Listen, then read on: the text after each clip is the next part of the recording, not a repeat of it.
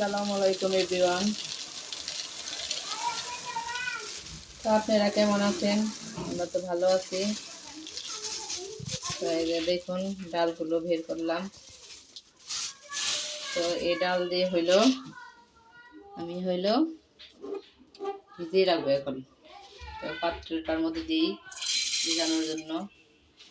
এটা 2 ঘন্টার মতো আমি ভিজিয়ে নিব। তারপরে এটা আজকে মুরগির পা আছে, কলিজা আছে, ওইগুলা দিয়ে রান্না করব। আর বাচ্চাদের রুটি বানিয়ে দিব। তো পাশেই থাকুন, 2 ঘন্টা পরে আমি আসতেছি। তো দেখুন 2 ঘন্টা পরে ফিরে আসলাম।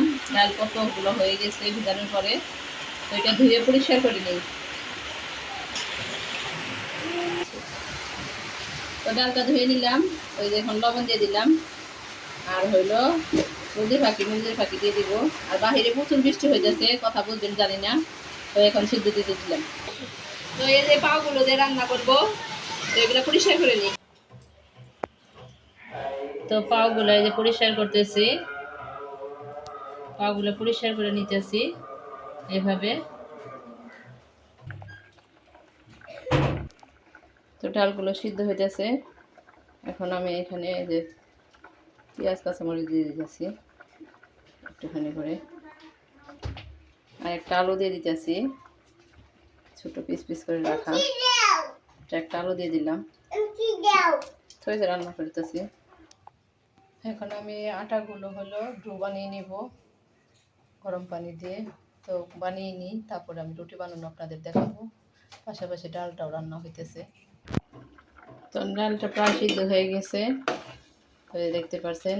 এখন পাশে আমি এই কড়াইটার মধ্যে এখন মুরগির মাংসটা কষিয়ে নিব। আগে ফোড়ন দিয়ে নিব। তো আমি কড়াইটা গরম হোক, তেল দিয়ে দিই। তো তেল দিয়ে দিলাম, তেলটা গরম হয়ে গেছে। হ্যাঁ, তো এখন আমি ফোড়নে যে রসুন দিয়ে কষি দিয়ে দিলাম। আর এখানে 2টা তেজপাতা, এলাচ, দারচিনি আমি দিয়ে দিলাম। এখানে দিয়ে দিলাম আস্ত আনাম দিয়ে দিলাম। এখানে আমি এখন পেঁয়াজ দিয়ে দিব। এটা একটু ভাজা ভাজা হলে মশলা দিয়ে মুরগির পাগুলো ভালো করে কষিয়ে নেব। তো পেঁয়াজটা আমি ভালো করে ভাজা ভাজা করে নিলাম। এখানে আদা বাটা দিয়ে দিলাম। এখানে দিয়ে দিব একটু লবণ, একটু হলুদের ফাঁকি দিয়ে দিলাম। মুরগির ফাঁকি, ধনিয়া ফাঁকি সব একসাথে পরিমাণ মতো একটু লবণ দিয়ে দিলাম। তো এখন দিয়ে দেবো একটু পানি মশলাটা কষানোর জন্য। তো আমি একটু পানি দিয়ে দিই। এখানে পানি দিয়ে দিলাম। তো মশলাটা কষানো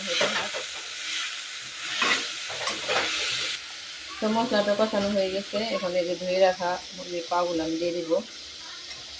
তো দিয়ে দিতেছি। তো মুরগির পাগুলো আমি কষিয়ে নিই। কষানো হলে এই ডাল সিদ্ধটা আমি এখানে দিয়ে দিব।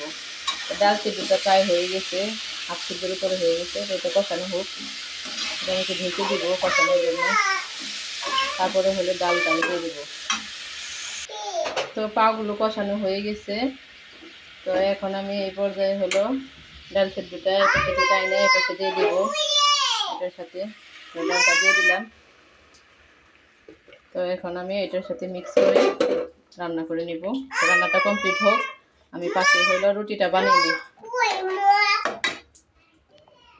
তো এখানে রুটি বানানোর জন্য আটাগুলোর মধ্যে পানি গরম করে দিতেছি।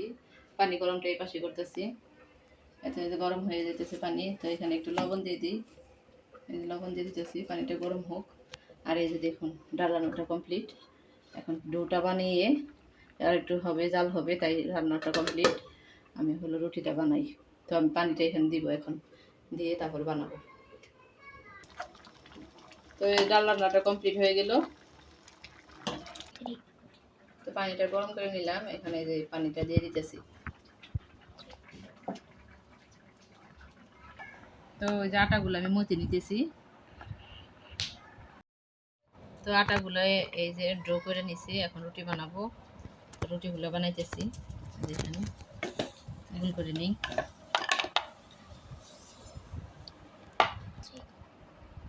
তো এই যে রুটিগুলো বানাই নিতেছি।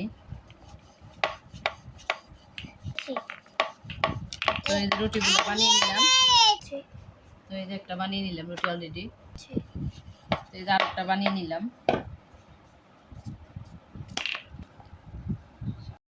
তো এই যে রুটিগুলো বানিয়ে নিছি, এখন এই যে তাওয়ার মধ্যে দিতেছি ভাজার জন্য। তো রুটি ভাজা হয়ে যেতেছে। দেখেন আমার রাজকন্যারা হলো সিরিয়াল ধরছে রুটি খাওয়ার জন্য। আয়শা রুটি খাইবে? কোনটাই খাইবে? এটাই খাইবে? এই যে প্লেট নিয়ে দাঁড়ায় রয়েছে আমার রাজকন্যাটা। ঘুমাসবা?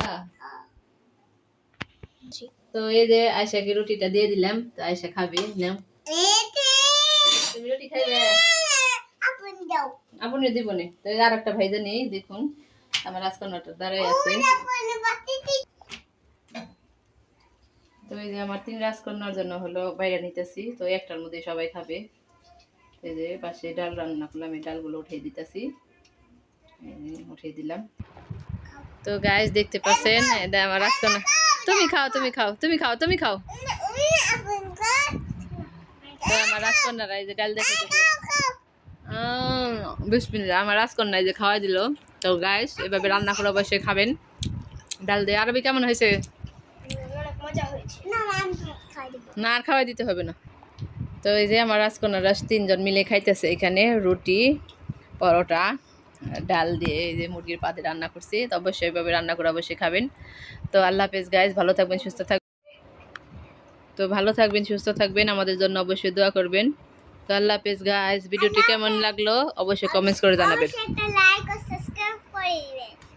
আমার মাকে লাইক ও সাবস্ক্রাইব করে দিবেন। আল্লাহ হাফেজ বলে দিবেন। আল্লাহ হাফেজ। লাইক দিয়ে দিবেন। আল্লাহ হাফেজ।